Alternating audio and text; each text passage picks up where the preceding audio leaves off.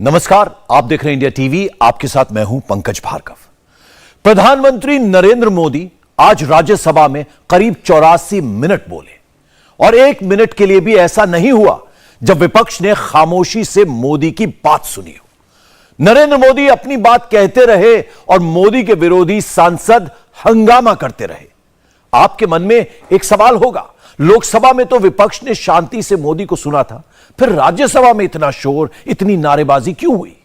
बस कुछ देर पहले इसका एक बड़ा ही ऑथेंटिक जवाब कांग्रेस के ही सीनियर लीडर ने लिखकर दे दिया है।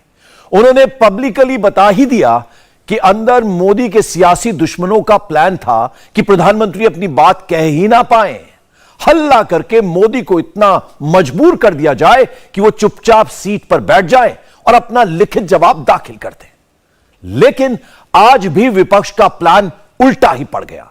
मोदी ने आज क्यों उन्हें कहना पड़ा कि मैं अकेला ही काफी हूं, इस रिपोर्ट से आपको सही जानकारी मिलेगी।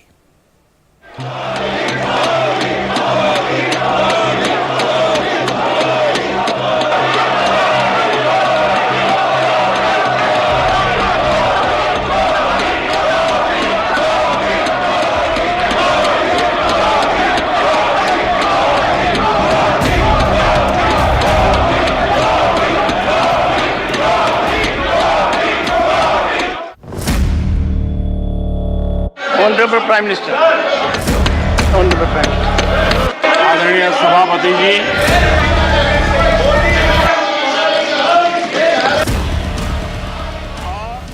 सोचिए, देश के प्रधानमंत्री की आवाज दबाने की कोशिश हुई।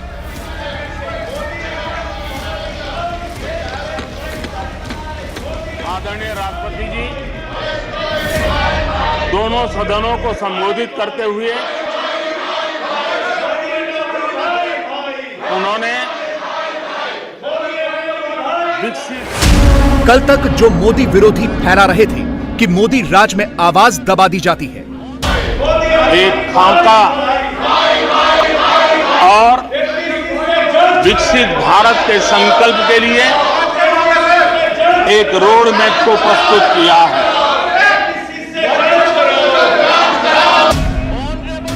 आज वही लोग ग्रुप बनाकर मोदी की आवाज दबा रहे थे।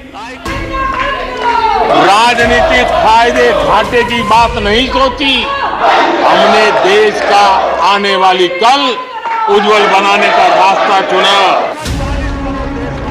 लेकिन याद होगा आपको, मोदी ने कहा था ये मोदी है, रुकता नहीं है। मोदी विरोधी आज कान लगाकर सुन ले।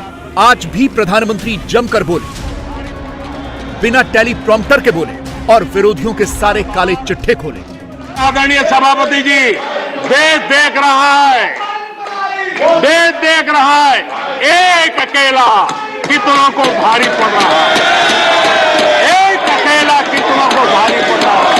अरे नारे बोलने के लिए भी, नारे बोलने के लिए भी उनको बदल करना पड़ता है। जो भी ये बोलता है घंटे भर से आवाज की जवाब देता है। आदरणीय सभापति जी, एक कन्विक्शन के कारण चला हूं, देश के लिए जीता हूं, देश के लिए कुछ करने के लिए निकला हुआ हूं। और इसलिए ये राजनीतिक खेल खेलने वाले लोग, उनके अंदर वो हौसला नहीं है, वो ढूंढ रहे हैं, बचने का रास्ता खोज रहे हैं। आदरणीय सभापति जी, राष्ट्रपति जी के उम्दा भाषण को, राष्ट्रपति जी के मार्गदर्शक भाषण को, राष्ट्रपति जी के प्रेरक भाषण को इस सदन के अंदर अभिनंदन करते हुए, धन्यवाद करते हुए, आपका भी आभार व्यक्त करते हुए अपनी बात को समाप्त करता हूं।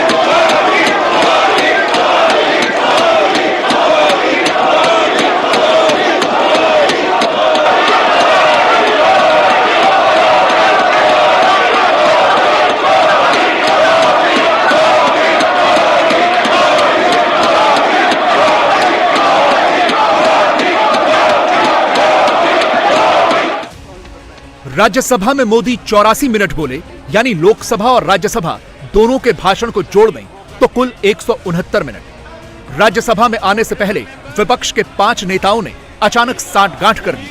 थोड़ी देर में इनके नाम भी आपको बताएंगे। इनके बीच तय हुआ कि आज मोदी को बोलने नहीं देना है। जब तक मोदी बोलते रहेंगे, नारे चलते रहेंगे, विरोधी टर्न बाय टर्न अलग अलग नारे लगाते रहे। आदरणीय राष्ट्रपति जी दोनों सदनों को संबोधित करते हुए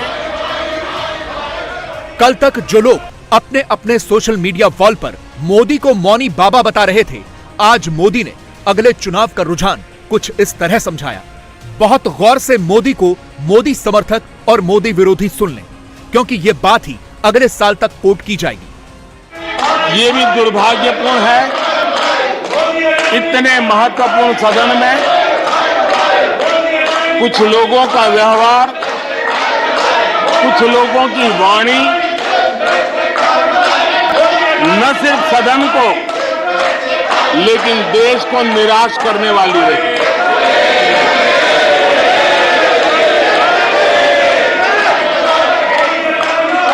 इस प्रकार की वृत्ति प्रवृत्ति के माननीय सदस्यों को मैं यही कहूंगा, कीचड़ उसके पास था, कीचड़ उसके पास था, मेरे पास गुलाल।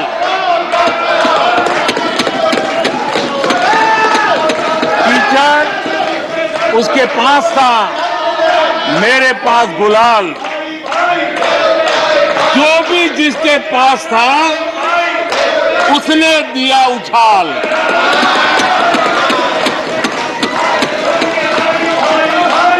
और अच्छा ही है,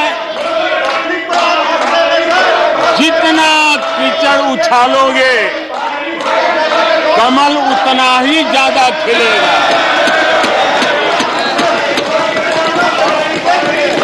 और इसलिए कमल खिलाने में आपका प्रत्यक्ष परोक्ष जो भी योगदान है, उसके लिए मैं उनका भी आभार व्यक्त करता हूं।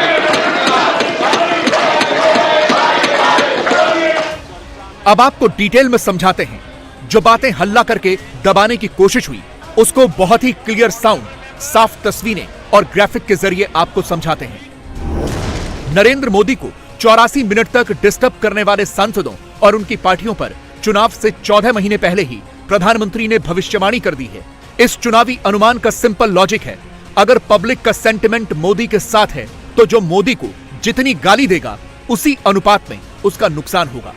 पिछली बार मोदी की पार्टी 303 सीटों पर पहुंच गई थी। इस बार हमला 223 के फरवरी में ही शुरू हो गया, तो क्या विपक्ष को भारी हानि होने वाली है? इस बार नरेंद्र मोदी के खिलाफ अडानी का नाम चलाया गया और एकदम अलग अलायंस बनाया गया। राहुल गांधी की पार्टी लीड रोल में है ही, दूसरे सबसे आक्रामक तेवर केजरीवाल की पार्टी दिखा रही है। तेलंगाना के सीएम केसीआर अपना असेंबली चुनाव इसी साल लड़ने वाले हैं। टक्कर सीधे बीजेपी से है, तो उनकी पार्टी का जोर जोर से हल्ला मचाना समझ में आता है। याद होगा आपको, दीदी की पार्टी ने अडानी को कोलकाता में बुलाया था, मेजबानी की थी। ममता बनर्जी और अडानी की तस्वीरें भी आई थी, लेकिन दीदी भी मोदी के खिलाफ नारे लगवा रही थी। तो समझिए, जब मोदी बोल रहे थे तो बार बार कौन टोक रहा था? कांग्रेस से मोर्चा संभाल रहे थे महासचिव जयराम रमेश, सपोर्ट कर रही थी रंजीत रंजन, इमरान प्रतापगढ़ी नारे गढ़ रहे थे और सबसे ज्यादा जोर से आम आदमी पार्टी के संजय सिंह नारे लगा रहे थे। भारत राष्ट्र समिति यानी केसीआर की पार्टी कांग्रेस के साथ सुर मिला रही थी। ममता बनर्जी की पार्टी वेल से दूर थी, लेकिन शोर मचाने में जोर लगा रही थी। ऐसा बहुत कम देखने को मिलता है जब देश की संसद में राष्ट्रपति के अभिभाषण पे धन्यवाद प्रस्ताव पे चर्चा के दौरान देश के प्रधानमंत्री जवाब देने के लिए खड़े हों और उनके पूरे भाषण के दौरान विपक्षी सांसद हंगामा करते रहें। आज ऐसी ही तस्वीर राज्यसभा में देखने को मिली। जैसे ही प्रधानमंत्री नरेंद्र मोदी अपना भाषण देने के लिए खड़े हुए, आम आदमी पार्टी, टीएमसी, बीआरएस के साथ साथ कांग्रेस पार्टी के भी कुछ सांसद वेल में आ गए और लगातार अडानी के साथ प्रधानमंत्री नरेंद्र मोदी के संबंधों का आरोप लगाते हुए जेपीसी की मांग करने लगे। नारेबाजी और शोर इतना ज्यादा कि प्रधानमंत्री मोदी की आवाज दब जाए, लेकिन प्रधानमंत्री मोदी इससे विचलित नहीं हुए। लगातार अपना भाषण देते रहे, सरकार की उपलब्धियां बताई, साथ ही साथ विपक्षी दलों पर निशाना भी साधा। दूसरी तरफ कांग्रेस के नेता जयराम रमेश वेल में तो नहीं आए, लेकिन पीछे से खड़े थे और चेयर की तरफ बार बार इशारा करके ये बताते रहे कि कैसे हंगामा करने वाले सांसदों की भी आवाज सुनी जाए। जनता देख रही थी कि समस्या का समाधान कितना लाभ कर सकता है। परमानेंट सॉल्यूशन पर बल देते हुए हम आगे बढ़ रहे हैं। 1,70,00,000 जनधन बैंक अकाउंट खुले हैं। नरेंद्र मोदी ने जीत का सीक्रेट विपक्ष को खुलेआम बताया। कभी यहाँ तक कह देते हैं एक दलित को हरा दिया। अगर विरोधी पार्टियां मोदी पर पूरी स्टडी करती तो समझ में आ जाता अडानी पर हल्ला मचाने से नुकसान ही हो सकता है। जितना कीचड़ उछालोगे कमल उतना ही ज्यादा खिलेगा। राहुल को अडानी में वोट दिख रहा है, लेकिन नरेंद्र मोदी का वोट तो कहीं और से ही आता है। पीएम गति शक्ति मास्टर प्लान लेकर के आए, मेरे पास गुलाल। आप कह सकते हैं कि मोदी अभी से इतना कॉन्फिडेंट क्यों है कि कीचड़ उछाला जाएगा तो कमल और खिलेगा। यानी मोदी पर जितने तीखे हमले होंगे, करप्शन के आरोप लगाए जाएंगे, लेकिन एक भी इल्जाम मोदी पर नहीं चिपकेगा। मोदी का विनिंग फॉर्मूला समझाते हैं। इसमें सेकुलर शब्द का बहुत बड़ा रोल है। मोदी पर सबसे बड़ा इल्जाम लगता है कि वो कम्युनल हैं। उनकी पार्टी हिंदू मुसलमान पॉलिटिक्स करती है। मोदी ने ताल ठोककर सच्चे सेकुलर का फॉर्मूला समझाया। इस फॉर्मूले को मोदी विरोधी भी ग्राफिक्स से समझकर डिकोड कर सकते हैं। मोदी ने नया वोट बैंक बनाया है, मोदी वोट बैंक। इसके कोर में हिंदुत्व नहीं, मोदित्व है। अब आप कहेंगे कि यह मोदित्व क्या है? सिंपल समझिए, हिंदुत्व से भी बड़ा वोट बैंक है मोदित्व। धर्म कोई भी हो, जाति कोई भी हो, नौजवान हो, किसान हो, जिसके पास मोदी ने फायदा पहुंचाया, जिसे मोदी ने डायरेक्ट बेनिफिट दिया, वो है मोदी का पक्का वोटर, कट्टर मोदी वोटर। यही है मोदी का असली विनिंग फैक्टर। इधर पार्लियामेंट चलते रहता है, उधर मेरे कॉन्स्टिट्यूंसी में गए हैं गुलबर्गा। याद होगा आपको, राज्यसभा में अभी विपक्ष के नेता मल्लिकार्जुन खड़गे हैं। 2014 से 2019 तक ये लोकसभा में कांग्रेस के नेता थे। 2 बार से कांग्रेस 54 सीटें भी नहीं पा रही थी, इसलिए लोकसभा में नेता विपक्ष नहीं कह सकते। पिछली लोकसभा में खड़गे जी ने मोदी पर अटैक किया। मोदी की पार्टी कहती है यह अटैक करवाया गया। इशारा गांधी परिवार की तरफ ही रहता है, लेकिन चुनाव में नुकसान खड़गे जी का हो गया। मोदी के पक्के वोटर ने कांग्रेस के दिग्गज नेता कहे जाने वाले मल्लिकार्जुन खड़गे को दक्षिण में ही हरा दिया। कल खड़गे जी शिकायत कर रहे थे कि मोदी जी मोदी हैं तो ये भी कैसे मुमकिन है? ये खुद खड़गे जी के मुंह पर ही आज मोदी ने समझा दिया। कल खड़गे जी शिकायत कर रहे थे कि मोदी जी बार बार मेरे चुनावी क्षेत्र में आते हैं।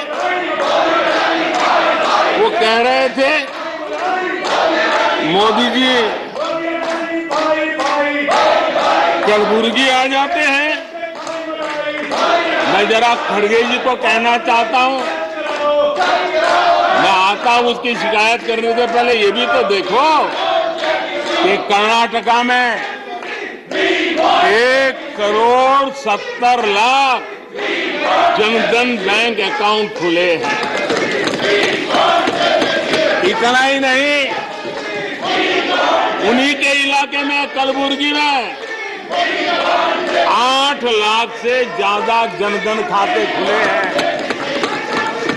अब सभापति जी बताइए, इतने बैंक के खाते खुल जाए, इतना एम्पावरमेंट हो जाए, लोग इतने जागरूक हो जाए और किसी का इतने सालों के बाद खाता बंद हो जाए तो उनकी पीड़ा मैं समझ सकता हूं। और बार बार उनका दर्द झलकता है और मैं तो हैरान हूं। कभी कभी यहां तक कह देते हैं एक दलित को हरा दिया। अरे भाई, उसी इलाके की जनता जनार्दन है, उसने दूसरे दलित को जीता दिया। अब आपको जनता नकार दे रही है, आपको हटा रही है, आपका खाता बंद कर रही है और आप रोना यहां रो रहे हो। चलो भाई, हमसे कभी छूट जाता होगा नेहरू जी का नाम, प्रधानमंत्री ने आज नेहरू से लेकर शरद पवार तक का नाम लिया। विरोधी कहते हैं ना, प्रधानमंत्री हर बात को नेहरू से जोड़ देते हैं। आज नेहरू का नाम किसी और वजह से लिया गया, वो भी आपको सुनाएंगे और समझाएंगे। शर्मिंदगी है नेहरू सरनेम रखने से। पहले आपको राज्यसभा में बनते नए सियासी समीकरण समझा देते हैं, क्योंकि जो तस्वीरें कैमरे पर नहीं दिखी उससे बहुत ज्यादा बहुत कुछ हुआ संसद में। डीएमके के मित्रों को भी बताता हूं।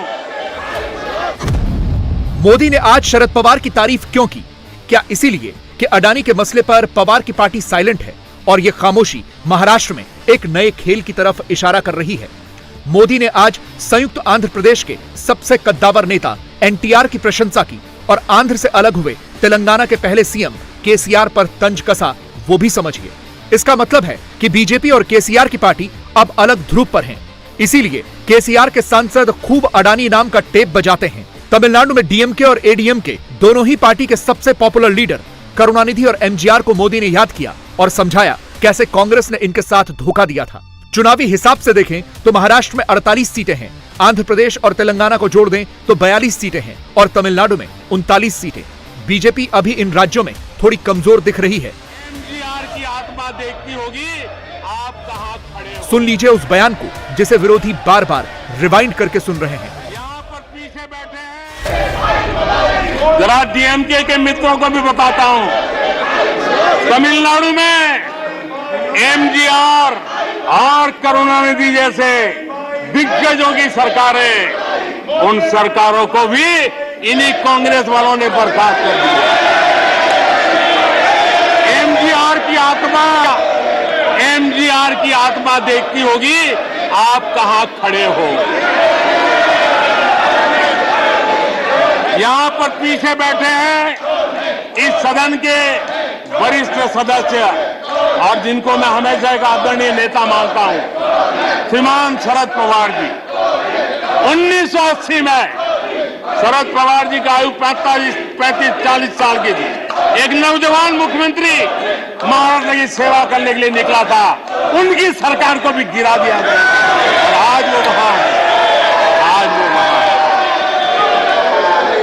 हर क्षेत्रीय नेता को उन्होंने परेशान किया और एनटीआर के साथ क्या किया? यहां कुछ लोग आज कपड़े बदले होंगे, नाम बदला होगा, ज्योतिषियों की सूचना के अनुसार नाम बदला होगा, लेकिन कभी वो भी उनके साथ थे और एनटीआर की सरकार को। और वो तबीयत के लिए अमेरिका गए थे, अपने हेल्थ के लिए गए थे। आपने एनटीआर की सरकार को गिराने का प्रयास किया। ये कांग्रेस की राजनीति का स्तर था। आदरणीय सभापति जी, अखबार निकाल के देख लीजिए, हर अखबार लिखता था कि राजभवनों को कांग्रेस के दफ्तर बना दिए गए हैं, कांग्रेस के हेडक्वार्टर बना दिए गए। राहुल गांधी के परिवार का कोई भी मेंबर फिलहाल राज्यसभा में नहीं है। सोनिया और राहुल दोनों लोकसभा में हैं, लेकिन बीजेपी ये मानकर चल रही है कि मोदी के खिलाफ लगातार नारे राहुल के इशारे पर ही लग रहे हैं। बात निकली तो राहुल के परनाना जवाहरलाल नेहरू तक चली गई। ये बात तो सब जानते हैं कि राहुल गांधी का रिश्ता महात्मा गांधी से नहीं है। ठीक भी कर लेंगे। राहुल तो नेहरू खानदान के वारिस हैं। नेहरू खानदान की वंशावली कुछ ऐसी है। जवाहरलाल नेहरू की इकलौती बेटी थी इंदिरा गांधी। इंदिरा का बचपन का नाम इंदिरा प्रियदर्शनी नेहरू था, लेकिन फिरोज से शादी के बाद नाम बदल गया और फिर इंदिरा गांधी लिखने लगी। इंदिरा गांधी के 2 बेटे थे, राजीव और संजय। राजीव के घर में राहुल और प्रियंका का जन्म हुआ तो मोदी ने एक सवाल पूछ लिया, नेहरू सरनेम क्यों हटाना पड़ा? किसी कार्यक्रम में अगर नेहरू जी के नाम का उल्लेख नहीं हुआ तो कुछ लोगों के बाल खड़े हो जाते हैं, उनका लहू एकदम गर्म हो जाता है कि नेहरू जी का नाम क्यों नहीं दिया। आदरणीय सभापति जी, मैं बहुत आश्चर्य होता है कि चलो भाई, हमसे कभी छूट जाता होगा नेहरू जी का नाम और छूट जाता होता होगा, हम ठीक भी कर लेंगे क्योंकि वो देश के पहले प्रधानमंत्री थे। लेकिन मुझे ये समझ नहीं आता है कि उनकी पीढ़ी का कोई व्यक्ति नेहरू सरनेम रखने से डरता क्यों है? क्या शर्मिंदगी है नेहरू सरनेम रखने से? क्या शर्मिंदगी है? इतना बड़ा महान व्यक्तित्व अगर आपको मंजूर नहीं है, परिवार को मंजूर नहीं है और हमारा हिसाब मांगते रहते हो। जब बात नेहरू तक पहुंची है तो अधूरी नहीं रहनी चाहिए। मोदी ने गिना ही दिया खानदान के 60 साल में क्या किया और मोदी ने 9 साल में क्या करके दिखाया। फर्क नीति और रिजल्ट का है। ज्यादातर कांग्रेस के नेता कहते हैं कि नेहरू जी और इंदिरा जी की बदौलत भारत यहां तक पहुंचा है। क्या ये सही है? मोदी ने पहले क्या कहा, प्रधानमंत्री का विश्लेषण समझाते हैं, फिर थोड़ी और क्लियर पिक्चर दिखाएंगे। आदरणीय सभापति जी, कल विपक्ष के हमारे वरिष्ठ साथी आदरणीय खड़गे जी ने कहा कि हमने 60 साल में मजबूत बुनियाद बना रहे, ऐसा कल आपने कहा। और उनकी शिकायत थी कि बुनियाद तो हमने बनाई और क्रेडिट मोदी ले रहा है। लेकिन आदरणीय सभापति जी, 2014 में आकर के जब मैंने बारीकी से चीजों को बड़ी गहराई से देखने का प्रयास किया, फर्स्ट हैंड इंफॉर्मेशन लेने का प्रयास किया, तो मुझे नजर आया कि 60 साल कांग्रेस के परिवार ने, हो सकता है उनका इरादा मजबूत नींव बनाने का हो, मैं उस पर कोई टिप्पणी करना नहीं चाहता, लेकिन 2014 के बाद आकर के मैंने देखा कि उन्होंने गड्ढे ही गड्ढे कर दिए थे। उनका इरादा नींव का होगा, लेकिन उन्होंने गड्ढे ही गड्ढे कर दिए थे। और आदरणीय सभापति जी, जब वो गड्ढे खोद रहे थे, 6 दशक बर्बाद कर दिए थे, उस समय दुनिया के छोटे छोटे देश भी सफलता के शिखरों को छू रहे थे, आगे बढ़ रहे थे।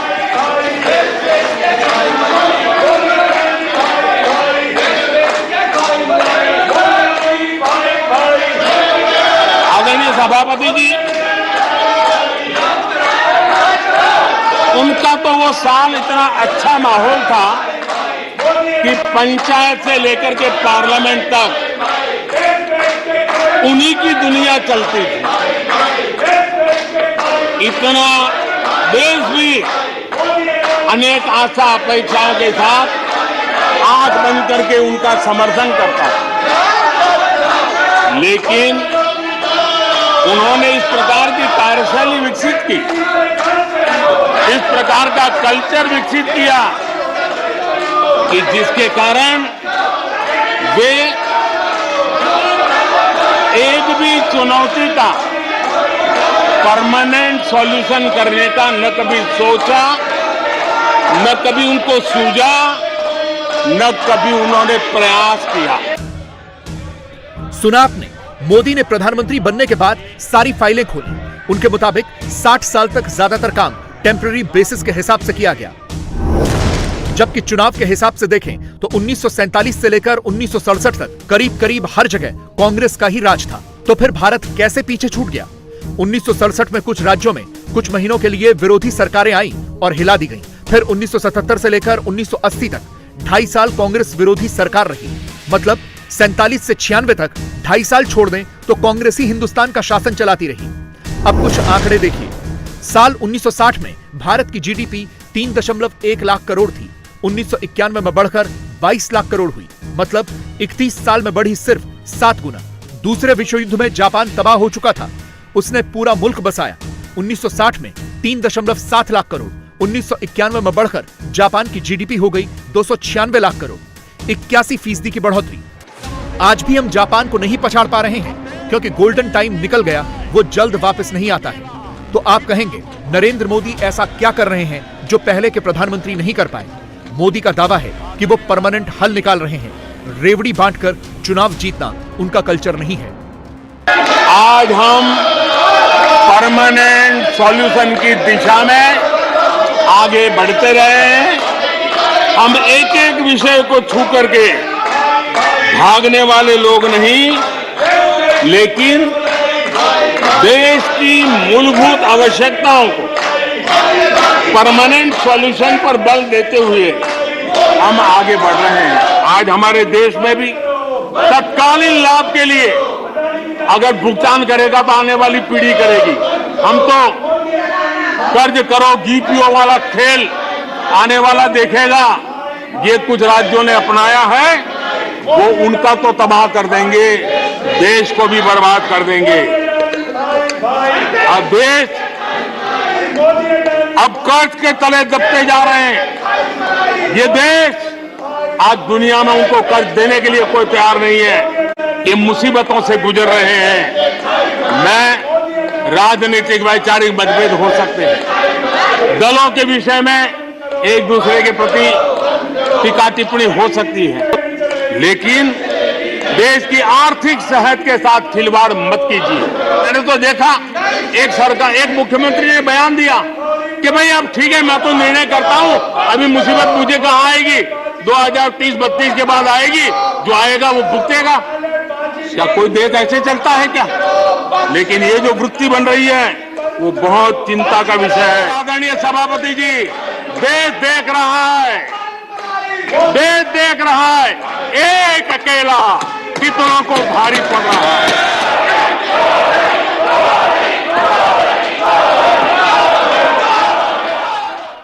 और अब बात करते हैं उस शख्स की जिनका नाम राहुल गांधी फिर एक बार लेने लगे हैं, और खबर है कि अगले 14 महीने राहुल इन्हीं का नाम लेने वाले हैं। राहुल गांधी अडानी की कुछ तस्वीरें सबको दिखा रहे हैं, लेकिन कौन सी तस्वीर है जो राहुल नहीं दिखाना चाह रहे हैं? पूरा विपक्ष अडानी पर ज्वाइंट संसदीय टीम से जांच कराने की मांग कर रहा है, लेकिन क्या संपूर्ण विपक्ष सच में चाहता है कि अडानी की पूरी फाइल खुल जाए? अगर फाइल खुल गई तो देश के कितने नेताओं की तस्वीर मिल जाएगी, कौन कौन सी डील पता चल जाएगी? पहली इंफॉर्मेशन रिपोर्ट अभी देख लीजिए। ये दामाद श्री की फोटो है सर, ये देखिए सर, ये क्या है? दामाद के साथ है। आपके दामाद के साथ है। जवाब मिलने लगा है, पर्दा हटने लगा है, सच बाहर आने लगा है। वो ये आरोप लगाते हैं सर।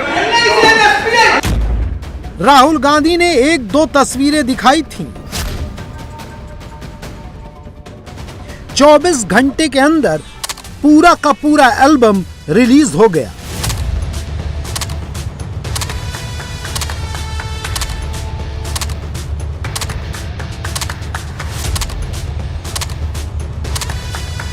राहुल गांधी ने संसद में कुछ तस्वीरें दिखाई। कांग्रेस के इकोसिस्टम ने इन्हीं तस्वीरों को सोशल मीडिया पर फैलाया। राहुल ने जितना दिखाया, कांग्रेस ने जितना फैलाया, सच उससे बहुत बड़ा है। अशोक गहलोत, ममता बनर्जी, के चंद्रशेखर राव, जगन मोहन रेड्डी, शरद पवार, भूपेंद्र सिंह हुड्डा, ओमन चांडी, चंद्रबाबू नायडू, शशि थरूर, प्रफुल्ल पटेल, रोहित पवार और रॉबर्ट वाड्रा, इन सब के साथ अडानी की पिक्चर आ गई है। गेम पलट गया है। कल तक जो सवाल पूछ रहे थे उनसे जवाब मांगा जा रहा है। सर कल सर फोटो बहुत दिखाई गई सर। अब पता नहीं आप क्या कहते हैं। देखिए ये दामाद श्री की फोटो है सर, वो भी बैठे हुए हैं सर। बाकी उनकी बहुत सी फोटो है। ये देखिए सर, ये मुख्यमंत्री जी की फोटो है सर। ठीक है, रहने दीजिए। ओके। अडानी को किसने बनाया? नरेंद्र मोदी ने या गांधी फैमिली ने? अडानी की कहानी 2014 से पहले क्या थी और 2014 के बाद कितनी बदल गई? क्या सच में ऐसा है कि कांग्रेस के समय अडानी चौल में रहते थे और मोदी के समय अडानी के पास प्राइवेट जेट का बेड़ा आ गया है?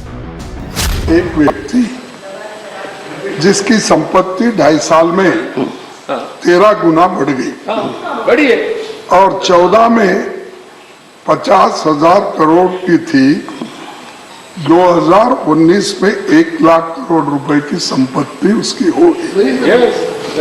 अचानक ऐसा क्या हुआ जादू कि 2 ही साल में 12 लाख करोड़ हो गए। पहले राहुल गांधी ने बताया कि 2014 में गौतम अडानी की नेटवर्थ 8 अरब डॉलर थी। आज खुद कांग्रेस अध्यक्ष मल्लिकार्जुन खड़गे ने संसद में कहा कि 14 में अडानी 50,000 करोड़ नेटवर्थ के उद्योगपति थे। यानी अडानी को मोदी ने नहीं बनाया। नरेंद्र मोदी के प्रधानमंत्री बनने से पहले भी अडानी बिजनेस कर रहे थे। मेरे पास सर कई तस्वीर है, और सर मैं सर आपका फोटो अभी आपका ये देखिए सर, ये क्या दामाद के साथ है? आपके दामाद के साथ है सर। हमने आपत्ति नहीं किया, हमने आपत्ति नहीं किया। अरे इस देश को अगर उद्योगपति नहीं होगी, हमारी इंडस्ट्री नहीं लगेंगे, इन्वेस्टमेंट नहीं होगा, तो देश कैसे आगे बढ़ेगा? आपके मुख्यमंत्री या भारतीय जनता पार्टी के मुख्यमंत्री अगर किसी उद्योगपति से मिलते हैं या बाहर के डेलीगेशन से मिलते हैं तो उसमें आपत्ति करने वाला कोई बात नहीं है। आप भी पॉलिटिकल पार्टी चलाते हैं, हमारा भी पॉलिटिकल पार्टी है। हम लोग तो कोई एयरलाइंस तो है नहीं हमारे पास कोई अपना से हम एयरलाइन चलाने का कोई साधन तो है नहीं। जब हम लोग पायलट भी नहीं है, जब हम लोग टूर करते हैं, इलेक्शन कैंपेन करते हैं, तो किसी का एयरक्राफ्ट को बुकिंग करते हैं। अगर प्रधानमंत्री जी जब पार्टी के लिए कैंपेन करते हैं और उसके लिए पार्टी एयरक्राफ्ट हायर करते हैं, उसके लिए पेमेंट देते हैं, और उस एयरपोर्ट में जाते हैं, एयरक्राफ्ट में चढ़ते हैं, कैंपेन करते हैं, उस तस्वीर को आप यहाँ दिखा के क्या साबित करना चाहते हैं? अडानी के अडानी बनने की शुरुआत सन 2000 में हुई, जब गौतम अडानी को मुंद्रा पोर्ट शुरू करने का मौका मिला। तब मोदी न पीएम थे न सीएम थे। 2004 से लेकर 2014 तक दिल्ली में कांग्रेस की सरकार थी। डॉक्टर मनमोहन सिंह प्रधानमंत्री थे और सत्ता का सबसे बड़ा केंद्र 10 जनपद था। उसी दौरान 2006 में गौतम अडानी ने इंडोनेशिया में कोल माइनिंग शुरू की। 2007 में अडानी पोर्ट और SEZ, BSE और NSE में लिस्टेड हुए। 2009 में मुंद्रा थर्मल पावर प्लांट की पहली यूनिट चालू हुई। 2010 में अडानी ने ऑस्ट्रेलिया के क्वींसलैंड में कोयले की खदान ली और 2013 में मुंद्रा पोर्ट भारत का नंबर 1 प्राइवेट पोर्ट बना। यह सब तब हुआ जब नरेंद्र मोदी प्रधानमंत्री नहीं थे, वो सिर्फ गुजरात के मुख्यमंत्री थे और दिल्ली में कांग्रेस के नेतृत्व में सरकार चल रही थी। 2014 में 8 अरब डॉलर, 2019 में 16 अरब डॉलर, 2020 में 11 अरब डॉलर, 2021 में 49 अरब डॉलर, 2022 में 137 अरब डॉलर और आज 65 अरब डॉलर। यह सच है कि 2020 में गौतम अडानी की संपत्ति बहुत तेजी से बढ़ी, लेकिन ऐसा शेयर मार्केट में अडानी के शेयर चढ़ने से हुआ, जिसमें सबसे बड़ा रोल सेंटीमेंट का रहा। इन्हीं के खुद के नेता जिनके कहने के बगैर ये कुछ नहीं करते, ऐसे नेता की संपत्ति तो पब्लिक डोमेन में, मेंबर ऑफ पार्लियामेंट के नाते वो पब्लिक डोमेन में डालते हैं। वो पब्लिक डोमेन की संपत्ति है, देख लें कि 2014 में इनके नेता की संपत्ति कितनी थी और आज उनके नेता की संपत्ति क्या 18 गुना बढ़ी है कि नहीं, क्या 16 गुना बढ़ी है कि नहीं, ये देखें कि उनकी संपत्ति, स्वयं की व्यक्तिगत संपत्ति कैसे 16 गुना बढ़ी, ये मैं ऑथेंटिकेट करता हूँ। पीयूष गोयल ने नाम नहीं लिया, लेकिन इशारा सीधे सीधे राहुल गांधी की तरफ किया। राहुल की दौलत के बारे में सबसे ऑथेंटिक जानकारी उनके चुनावी हलफनामे में मिलती है। 2014 में राहुल ने अमेठी लोकसभा सीट के लिए जो हलफनामा दिया, उसमें उनकी संपत्ति 9 करोड़ 40 लाख रुपए थी। 2019 में राहुल ने वायनाड लोकसभा सीट के लिए जो हलफनामा दिया उसमें उनकी संपत्ति 15 करोड़ 88 लाख रुपए हो गई। राहुल गांधी ने मोदी पर अडानी ग्रुप को फायदा पहुंचाने के लिए गलत तरीके से एयरपोर्ट देने के आरोप लगाए। इस बारे में हम कुछ रियल फैक्ट्स बताते हैं। 2019 में एयरपोर्ट अथॉरिटी ऑफ इंडिया को 6 हवाई अड्डों के लिए 10 बिडर्स से कुल 32 बिड्स मिले। इनमें सबसे ज्यादा रेवेन्यू शेयर करने की बोली अडानी ग्रुप ने लगाई थी। बात सिर्फ कहने की नहीं, इसे डेटा के साथ देखिए। अहमदाबाद एयरपोर्ट के लिए अडानी ने 177 रुपए प्रति पैसेंजर का रेवेन्यू देने की बोली लगाई। दूसरी बिड 85 रुपए की थी।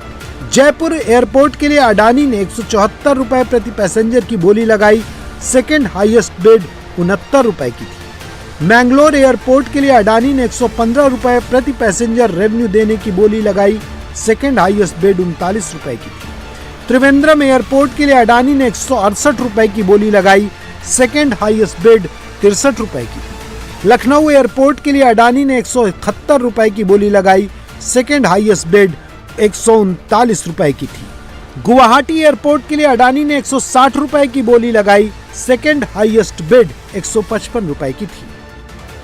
कॉम्पिटिटिव बिडिंग प्रोसेस से सरकार को हजारों करोड़ रुपए के रेवेन्यू मिले और ये सब अडानी के एग्रेसिव अप्रोच से मुमकिन हुआ। लेकिन विरोधी तो विरोधी ठहरे, उनको किसी न किसी बहाने विरोध करना है।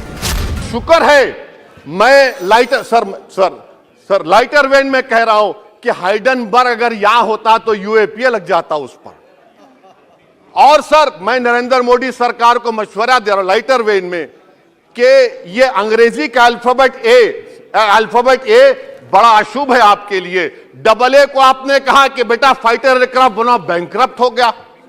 अब कैपिटल ए को आपने 17 इंडस्ट्री दे दिए। हम पूरे विश्व में मार्केट कैप हमारा 5वें नंबर पर आ गया। हिडनबर्ग की रिपोर्ट और लोकसभा में राहुल गांधी के भाषण से क्या बदला? मंगलवार को जिस वक्त राहुल गांधी का भाषण शुरू होने वाला था, कांग्रेस और उसके इकोसिस्टम ने ऐसा माहौल बनाया जैसे शेयर मार्केट में कोई भूकंप आ जाएगा। लेकिन राहुल बोलते रहे और अडानी ग्रुप के शेयर बाउंस बैक करते रहे।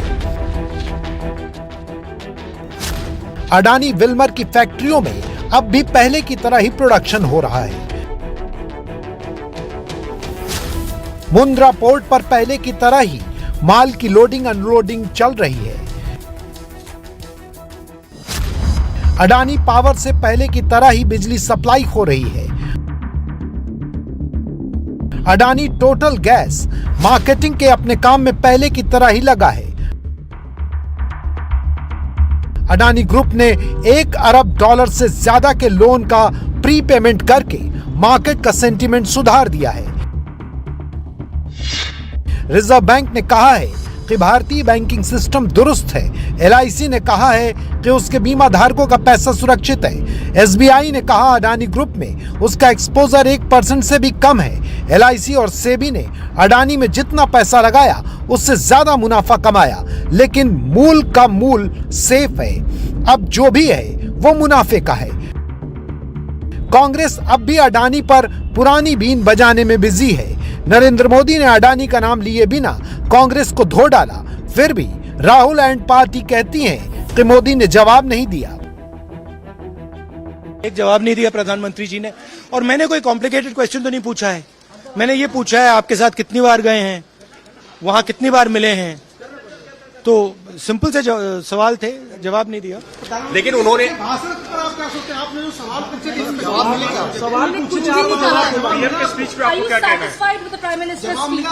No, I am not satisfied, but it reveals the truth.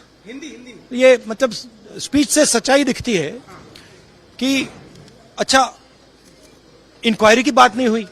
अगर मित्र नहीं है तो ये कहते ठीक है मैं इंक्वायरी करा देता हूं। इंक्वायरी की बात नहीं हुई। डिफेंस इंडस्ट्री है, वहां पे शेल कंपनीज हैं, बेनामी पैसा घूम रहा है, उसके बारे में प्रधानमंत्री ने कुछ नहीं कहा। एक बात अच्छी तरह समझ लेने की है, हो सके तो गांठ बांध लीजिए। राहुल गांधी का टारगेट अडानी है ही नहीं। अडानी को तो राहुल की पार्टी की सरकारें हजारों करोड़ों के प्रोजेक्ट दे रही हैं। राहुल का असली टारगेट नरेंद्र मोदी हैं। अडानी का नाम लेकर राहुल असल में मोदी पर हमले करते हैं, मगर मोदी का सुरक्षा कवच वो भेद नहीं पाते। इंडिया टीवी हर वक्त हर जगह डाउनलोड करने के लिए सर्च करें India TV news Google play store या ऐप स्टोर पर।